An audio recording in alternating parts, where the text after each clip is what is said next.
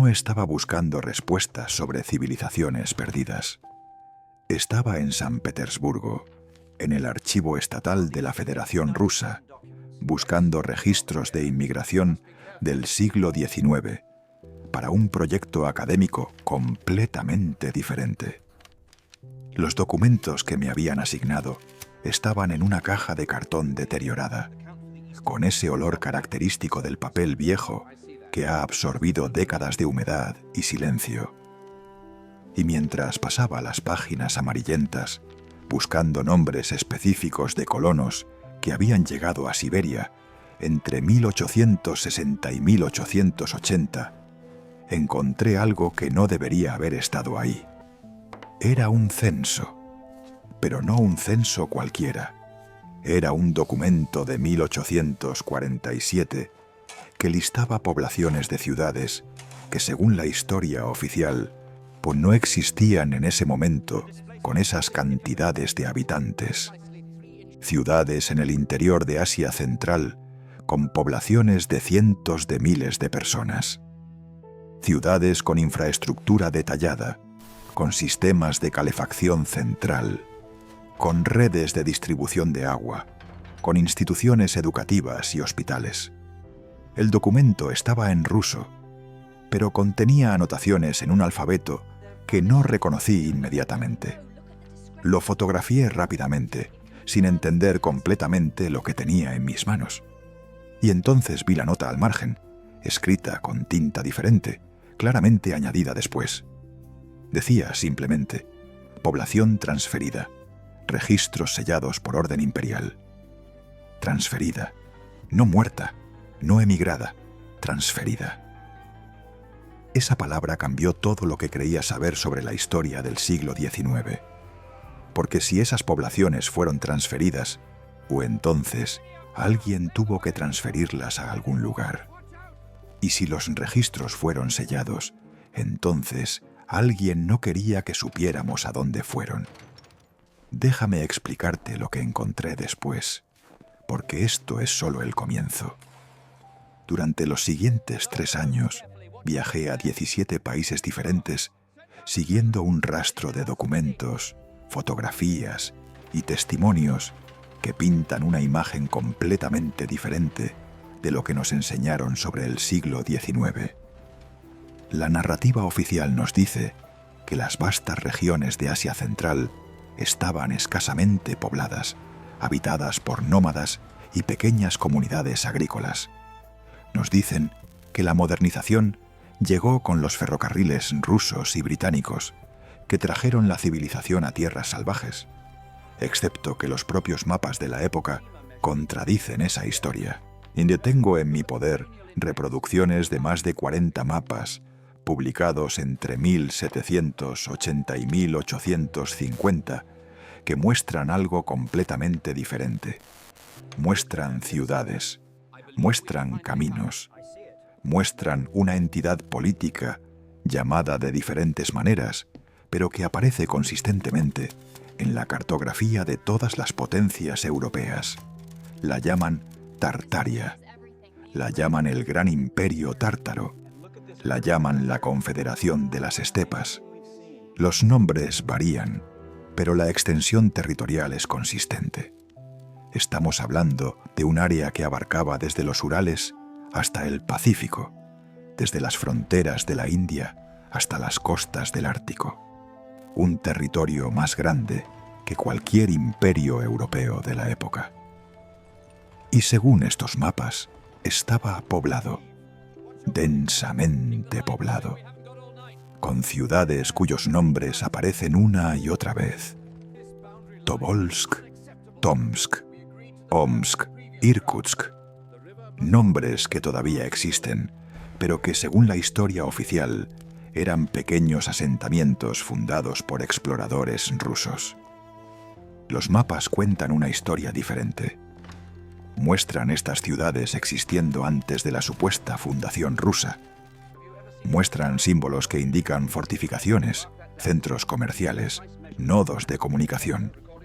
Entonces, la primera pregunta que debemos hacernos es simple: ¿dónde está toda esa gente? Fui a Omsk Caminé por sus calles buscando respuestas. Y las encontré en los lugares más inesperados, en los sótanos. Omsk, como muchas ciudades siberianas, tiene un secreto que sus propios habitantes apenas conocen. Debajo de las calles modernas hay otra ciudad, una ciudad enterrada. No estoy hablando de catacumbas o túneles de servicio. Estoy hablando de plantas completas de edificios que ahora están bajo tierra. El nivel de la calle actual está, en muchos lugares, entre 3 y 5 metros por encima de lo que era el nivel original. Los edificios que vemos hoy como estructuras de 2 o 3 pisos tienen en realidad 2 o 3 pisos adicionales debajo del suelo. Pisos con ventanas, pisos con entradas elaboradas, pisos con ornamentación arquitectónica que nadie se molesta en hacer para sótanos. Hablé con un ingeniero civil que trabaja en proyectos de renovación urbana en la ciudad. Me pidió que no usara su nombre, lo cual respeto, pero lo que me dijo lo tengo grabado. Me dijo que cada vez que excavan para proyectos de infraestructura, encuentran lo mismo. Estructuras intactas, pavimentos, a veces mobiliario, y huesos, muchos huesos. Le pregunté qué hacían con los huesos. Se quedó en silencio por un momento. Después me dijo que tienen órdenes de no documentarlos, de moverlos sin registro, de continuar con el trabajo como si no existieran. Le pregunté de quién venían esas órdenes. Me dijo que venían de arriba, siempre de arriba. La explicación oficial para los niveles enterrados es simple: acumulación de sedimentos. Nos dicen que siglos de polvo, basura y detritos naturalmente elevaron el nivel del suelo. Excepto que eso no explica por qué las ciudades de Europa occidental, mucho más antiguas, no tienen el mismo fenómeno a la misma escala. No explica por qué el enterramiento es tan uniforme. No explica por qué sucedió tan rápido. Y definitivamente no explica los huesos. Empecé a recopilar testimonios de excavaciones en ciudades de la antigua Tartaria. No estoy hablando solo de Siberia. Estoy hablando de Kazajistán, de Mongolia, del norte de China, de regiones del Cáucaso. El patrón es idéntico en todas partes. Ciudades parcialmente enterradas. Arquitectura que no corresponde con las capacidades técnicas atribuidas a las culturas locales de la época. Y siempre, siempre, la evidencia de una catástrofe. En Almaty, la antigua capital de Kazajistán, existe un museo poco conocido que alberga artefactos recuperados de excavaciones en la región. Fui específicamente a verlo. La mayoría de los objetos están etiquetados como pertenecientes al siglo XIX, período colonial ruso. Pero algunos objetos no encajan. Hay instrumentos de precisión. Hay componentes mecánicos con tolerancias que requerirían maquinaria industrial avanzada. Hay fragmentos de lo que parecen ser sistemas de iluminación que no funcionaban con velas ni con gas. Le pregunté al curador sobre estos objetos. Me miró durante un largo momento antes de responder. Dijo que había cosas que no podía explicar. Dijo que tenían almacenes llenos de artefactos, que no exhiben porque no saben cómo catalogarlos. Dijo que hay una diferencia entre lo que saben y lo que les permiten decir. Esas palabras se quedaron conmigo. Hay una diferencia entre lo que saben y lo que les permiten decir.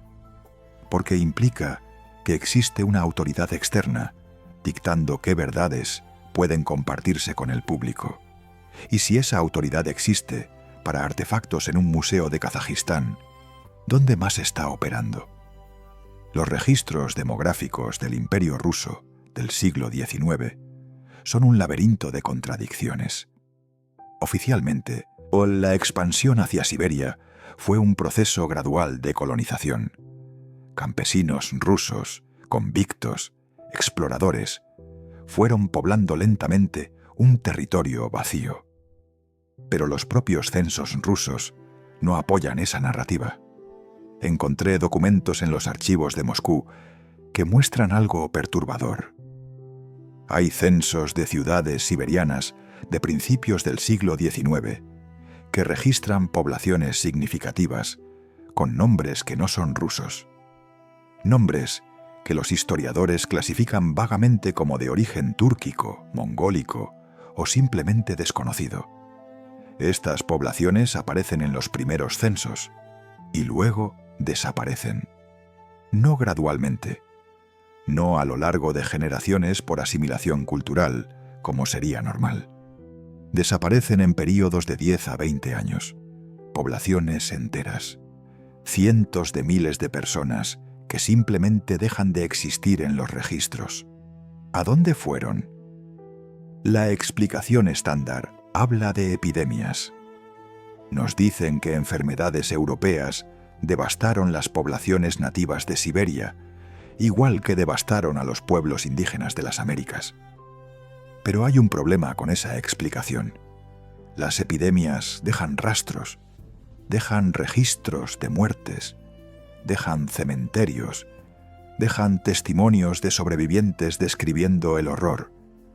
En las Américas tenemos documentación extensa de las epidemias que diezmaron poblaciones indígenas. Tenemos cartas de misioneros, tenemos diarios de colonos, tenemos crónicas oficiales. En Siberia y Asia Central no tenemos nada de eso a escala comparable. Lo que tenemos son silencios, vacíos documentales, períodos donde los registros simplemente no existen o fueron destruidos por incendios convenientemente localizados. Y lo que tenemos son esos huesos bajo las ciudades. Miles y miles de huesos que nadie quiere contar, nadie quiere estudiar, nadie quiere explicar. Viajé a Kazán, la capital de Tartaristán, la república autónoma dentro de Rusia que todavía lleva ese nombre. Quería hablar con historiadores locales, con personas que mantuvieran alguna conexión con el pasado tártaro. Lo que encontré fue una comunidad dividida entre quienes aceptan la narrativa oficial y quienes, en privado, cuentan historias muy diferentes. Un académico de la Universidad de Kazán, especialista en historia medieval de la región, accedió a hablar conmigo bajo condición de anonimato. Lo que me contó fue revelador. Me dijo que existe una tradición oral entre familias tártaras antiguas que habla de los tiempos anteriores. No los tiempos anteriores a la conquista rusa del siglo XVI, que es lo que la historia oficial reconoce. Tiempos anteriores a eso. Tiempos de las grandes ciudades. Tiempos de los constructores. Estas tradiciones orales describen una civilización con tecnología que no corresponde a ningún período reconocido de la historia oficial. Describen sistemas de calefacción que funcionaban sin combustible visible. Describen iluminación que no requería llamas. Describen comunicación a distancia, sin mensajeros físicos. Durante mucho tiempo, los académicos descartaron estas tradiciones como mitología, como exageraciones de un pasado glorificado. Pero entonces me mostró algo. Me mostró fotografías de excavaciones realizadas en los años 90, durante el breve periodo de apertura que siguió al colapso soviético. Excavaciones que fueron rápidamente clausuradas y cuyos resultados nunca se publicaron oficialmente. Las fotografías mostraban estructuras subterráneas, no ruinas, estructuras intactas, selladas bajo metros de tierra. Estructuras con paredes revestidas de un material que los investigadores no pudieron identificar. Estructuras conectadas por túneles que se extendían kilómetros en direcciones desconocidas. Le pregunté qué había pasado con esa investigación. Me dijo que llegaron órdenes de Moscú. La excavación se rellenó. Los investigadores fueron transferidos a otros proyectos. Los documentos fueron clasificados.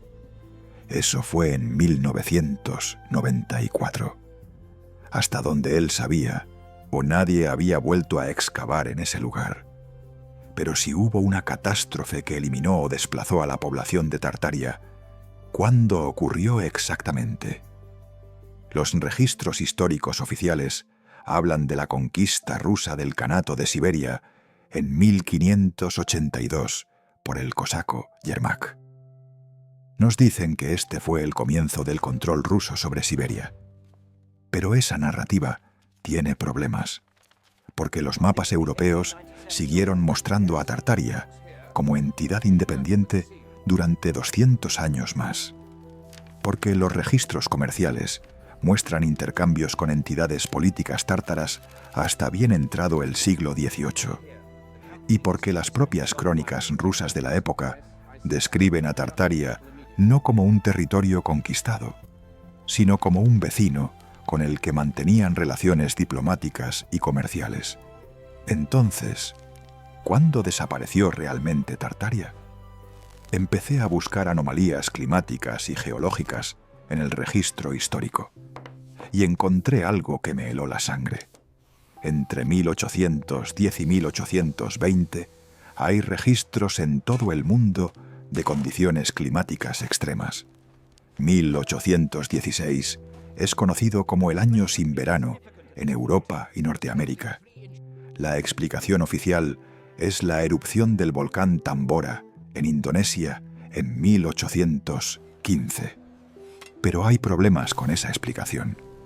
Los efectos climáticos registrados son desproporcionados incluso para una erupción masiva. Y los registros muestran anomalías que comenzaron antes de 1815 y continuaron después de lo que debería haber sido el período de recuperación.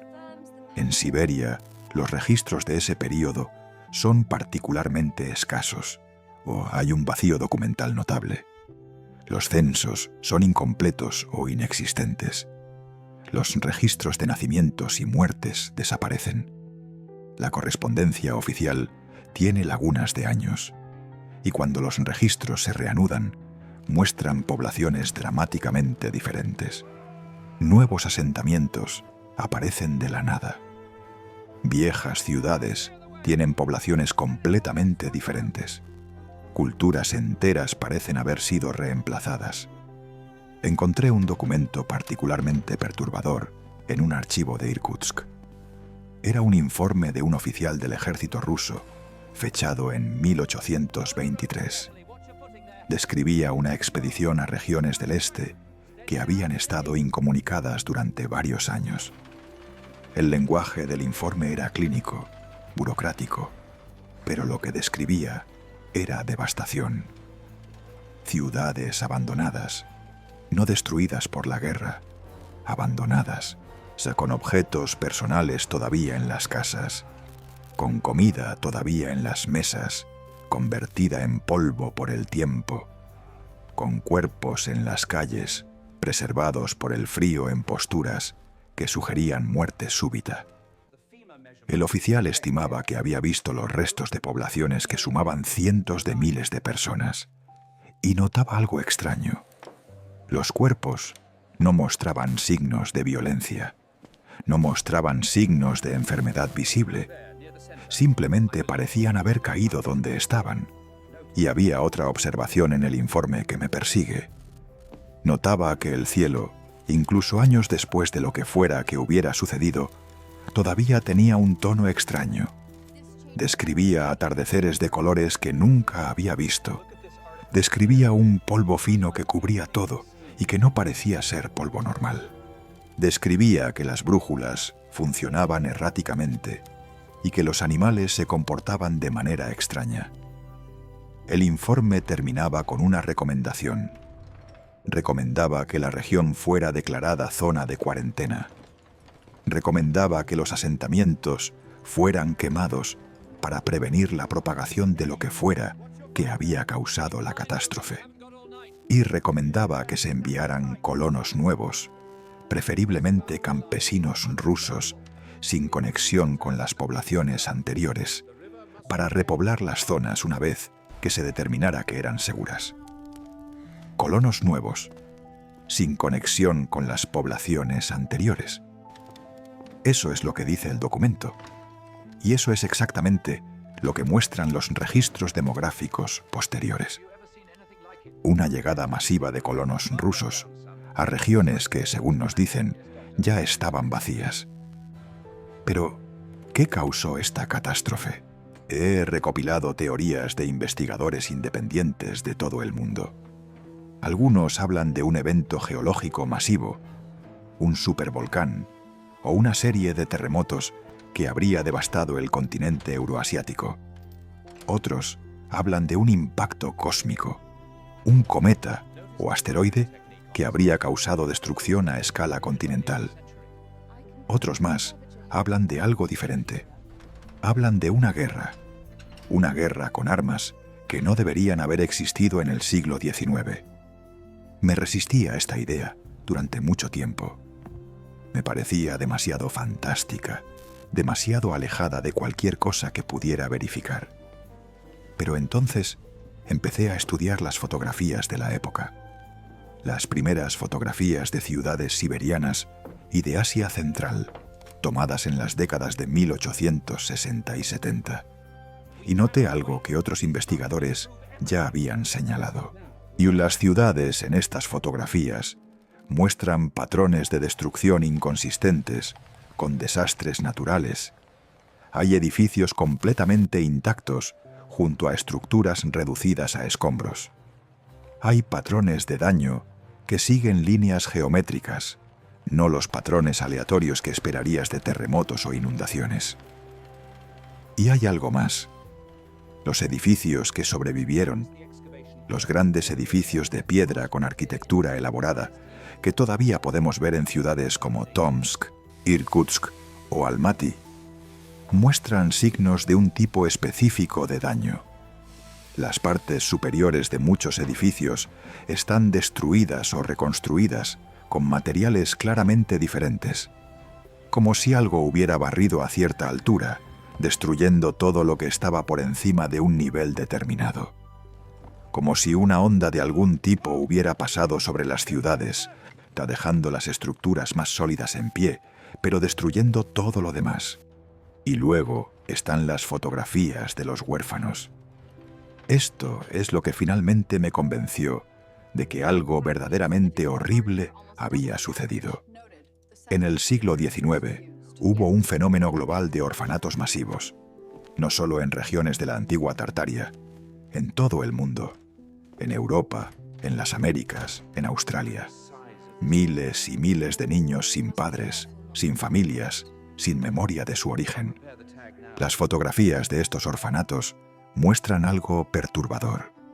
Muestran niños de todas las edades, desde bebés hasta adolescentes, en cantidades que no pueden explicarse por las tasas normales de orfandad de la época.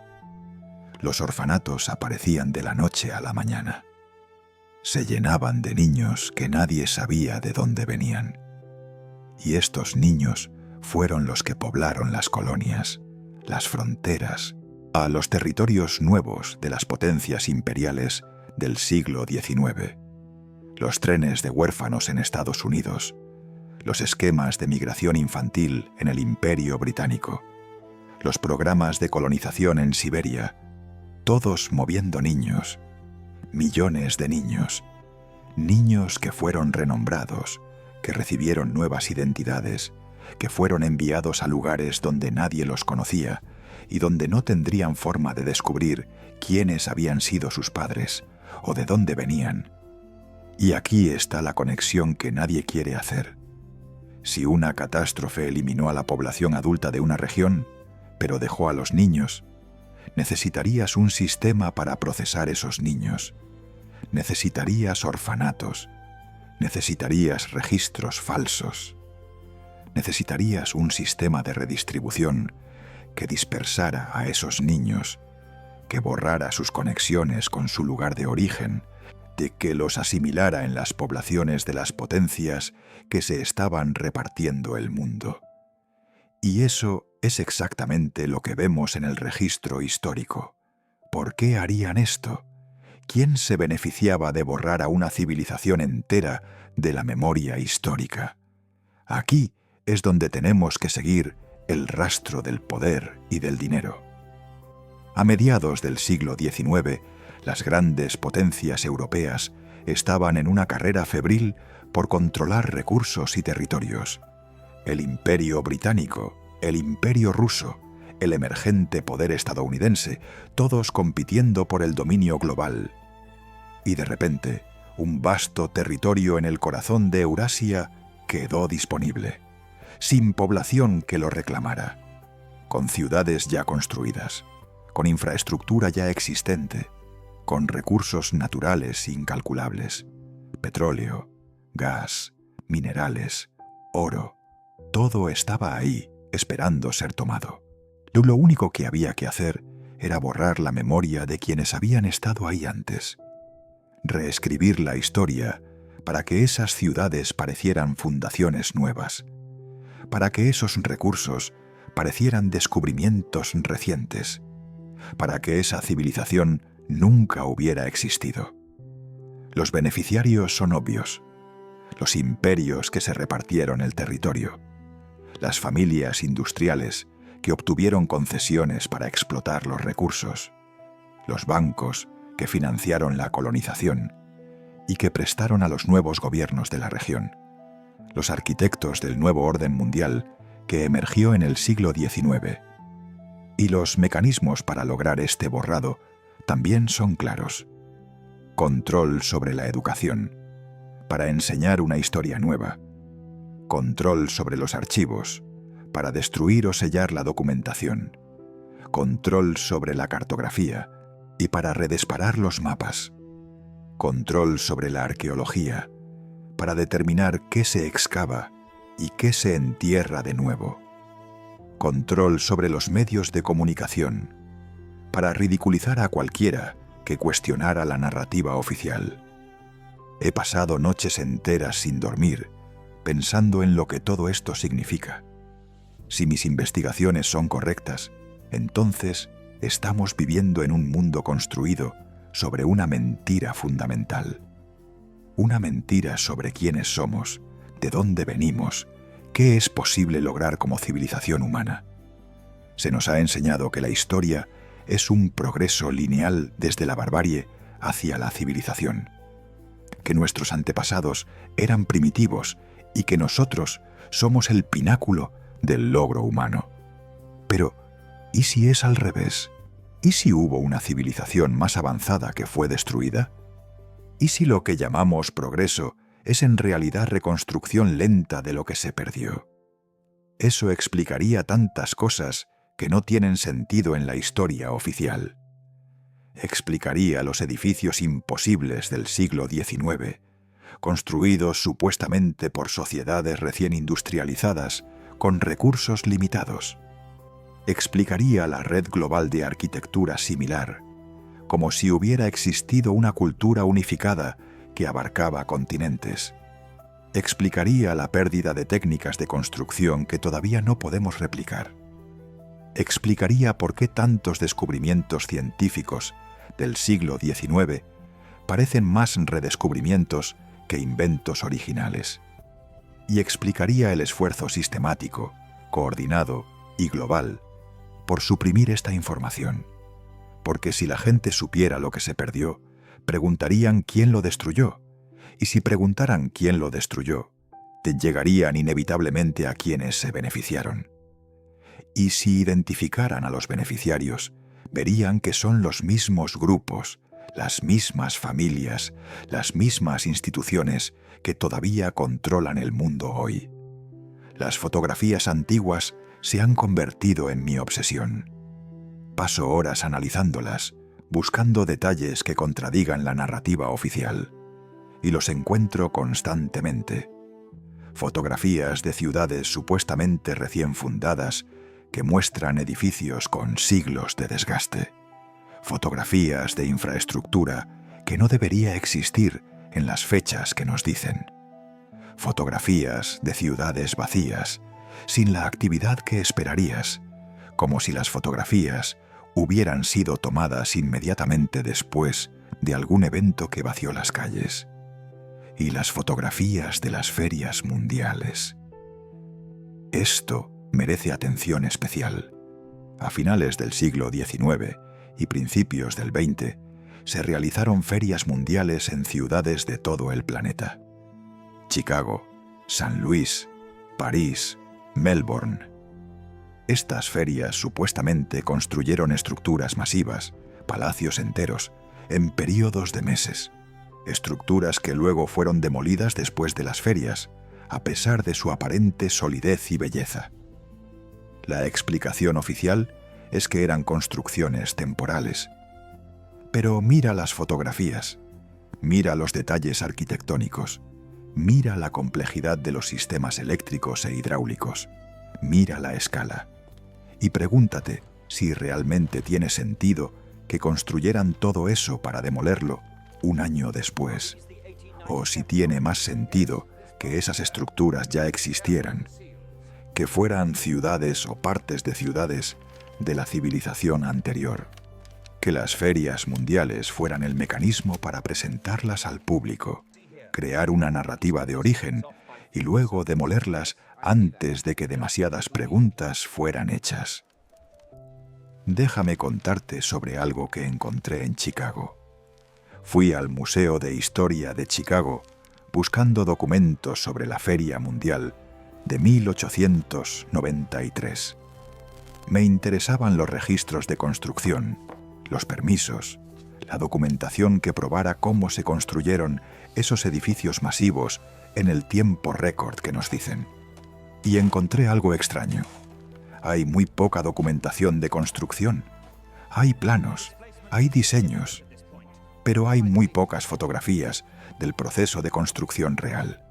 Las fotografías que existen muestran edificios ya completos o casi completos, donde esperarías ver cimientos siendo excavados, estructuras de madera y trabajadores en diferentes etapas de construcción. Lo que encuentras son edificios terminados con trabajadores haciendo lo que parece ser trabajo de acabado. Le pregunté a un archivista sobre esto. Me dijo que muchos registros se perdieron en incendios y en reorganizaciones de archivos a lo largo del siglo XX. Otra vez los incendios convenientes. Otra vez las reorganizaciones que hacen desaparecer documentos. Pero le hice otra pregunta. Le pregunté sobre los mapas de la ciudad anteriores a la feria.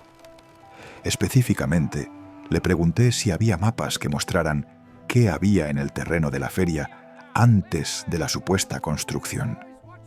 Se puso nervioso. Me dijo que esos mapas existían, pero no estaban disponibles para consulta pública. Cuando le pregunté por qué, me dijo que estaban en proceso de restauración. Un proceso de restauración que, o según los registros, lleva más de 20 años. Me pregunté durante mucho tiempo por qué la destrucción fue tan completa. ¿Por qué no solo mataron a la gente, sino que borraron casi toda evidencia de su existencia? ¿Por qué el esfuerzo de décadas, quizás siglos, para suprimir el conocimiento de lo que había antes? Y creo que encontré una respuesta. No es solo sobre territorio o recursos, es sobre control. Si sabes que una civilización avanzada existió y fue destruida, entonces sabes que es posible.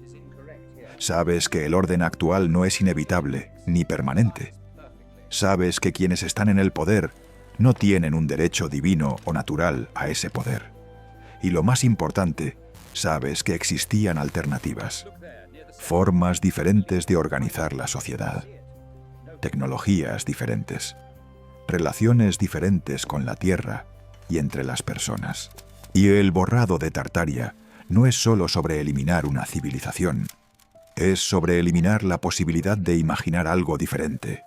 Es sobre convencernos de que el mundo actual es el único mundo posible. Es sobre hacernos olvidar que alguna vez fuimos algo más, algo quizás mejor. Y en ese olvido somos más fáciles de controlar. No podemos aspirar a lo que no sabemos que existió. No podemos reconstruir lo que no sabemos que fue destruido. No podemos exigir lo que no sabemos que nos fue quitado.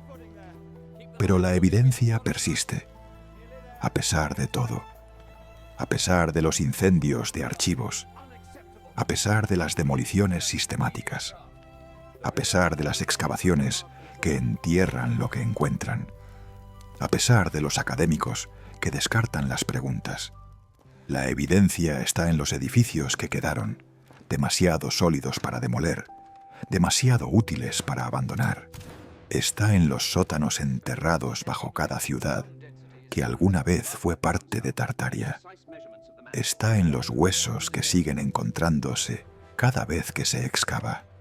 Está en los mapas antiguos que sobrevivieron en colecciones privadas. Está en las tradiciones orales de los pueblos que recuerdan, aunque sea fragmentariamente. Está en las fotografías que nadie pensó en destruir porque no entendían su significado. Y está en nosotros, en las preguntas que no podemos dejar de hacernos, en la sensación de que algo fundamental no encaja en la historia que nos contaron, en el reconocimiento instintivo cuando vemos ciertos edificios o ciertos lugares de que estamos ante algo que no pertenece a la narrativa que nos dieron. Los descendientes de Tartaria están en todas partes. Fueron dispersados, fueron renombrados, fueron asimilados. Pero la memoria genética, si tal cosa existe, no se borra tan fácilmente. Y quizás por eso tantas personas se sienten atraídas por estas preguntas. No es solo curiosidad intelectual, es un reconocimiento profundo, casi visceral, de que esta es nuestra historia, la historia que nos robaron. No tengo todas las respuestas, quiero ser claro sobre eso. No puedo decirte exactamente qué pasó, cuándo pasó, o quién exactamente fue responsable. Lo que puedo decirte es que la historia oficial no explica la evidencia. Puedo decirte que hay un esfuerzo activo y documentable por suprimir las preguntas. Puedo decirte que las mismas instituciones que nos dicen qué pensar sobre el pasado son las que se benefician de que no pensemos diferente. Y puedo decirte que la verdad, sea cual sea, está todavía ahí afuera, o esperando ser descubierta por aquellos que tengan el valor de buscarla. Los sótanos siguen bajo las ciudades. Los archivos, aunque censurados, todavía contienen documentos que se escaparon a la destrucción. Los edificios siguen de pie, testigos silenciosos de una historia que nadie quiere contar. Y en algún lugar, quizás en un archivo olvidado, quizás en la memoria de una familia que ha guardado el secreto durante generaciones, quizás en una excavación que aún no se ha hecho, está la pieza que conectará todo. La pieza que nos dirá no solo qué pasó con la población de Tartaria, sino quiénes somos realmente, de dónde venimos y qué posibilidades nos fueron arrebatadas. Esa conversación que tuve en el archivo de San Petersburgo, cuando encontré ese primer documento, fue cuando finalmente entendí algo que había sentido toda mi vida sin poder articularlo. Entendí que el mundo es más extraño y más antiguo de lo que nos permiten creer. Entendí que el pasado no está muerto ni ha pasado. Entendí que la memoria, por más que intenten borrarla, persiste. Se filtra a través de las grietas de la narrativa oficial. Se manifiesta en las preguntas que no podemos dejar de hacernos. Se revela en los edificios que no pueden explicar y en los huesos que no quieren contar. Y algún día, quizás pronto, se hará demasiado grande para contenerla, porque la verdad tiene una forma de resurgir. No importa cuánto la entierren, siempre encuentra una manera de volver a la superficie, como esos sótanos bajo las ciudades, como esos edificios que sobrevivieron a lo que fuera que pasó, como esos mapas que olvidaron destruir. La evidencia está aquí, siempre ha estado aquí. Solo necesitamos recordar cómo verla.